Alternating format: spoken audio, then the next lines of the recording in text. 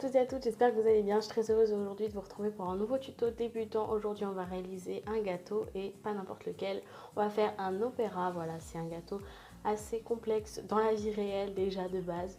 Mais alors en Fimo c'est un peu plus compliqué que la normale, mais c'est quand même un tuto débutant parce que c'est au niveau des techniques, il n'y a vraiment aucune technique, c'est juste, il faut savoir texturer, il faut savoir empiler de la pâte, voilà, donc c'est vraiment facile à faire finalement.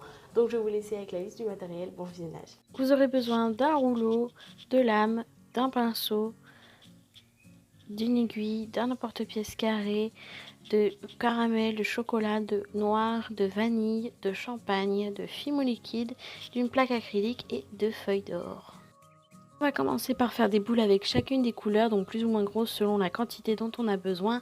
Donc il vous faut du chocolat un peu plus foncé, du chocolat normal, du caramel, du champagne et du vanille. Dans la pâte vanille, on va l'étaler assez épais.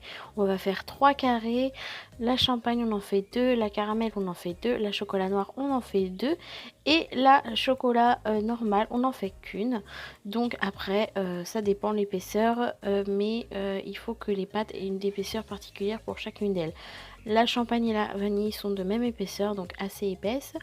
La caramel est un petit peu plus fine. La chocolat noir est... Il y en a une très très fine pour aller sur le dessus et une un peu moins fine qui est de la même épaisseur que la chocolat normale. Voilà, j'espère que vous aurez compris à peu près tout, mais bon, voilà.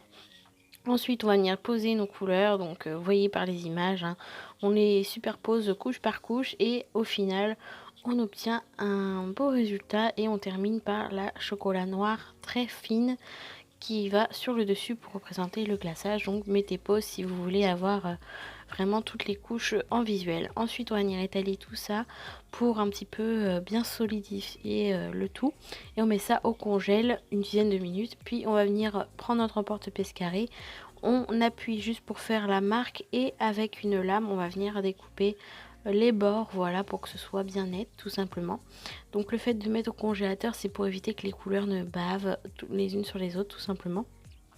Ensuite vient l'étape la plus longue, de la texture à l'aiguille. Donc il faut que chaque couche ait une texture différente, c'est ça le plus long, mais après franchement une fois qu'on a terminé on peut être fier du résultat.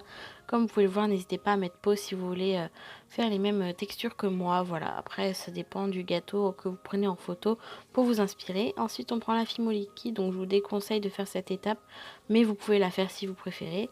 On l'étale et on va mettre des feuilles d'or dans un coin et c'est déjà terminé. Donc la fimo liquide va rendre un effet un petit peu plus brillant à la cuisson, mais ça se rétracte au milieu, donc c'est pas super utile. Et ensuite on met ça au four 30 minutes à 110 degrés, c'est déjà terminé. J'espère que ça vous aura plu et je vais vous laisser avec la suite de la vidéo.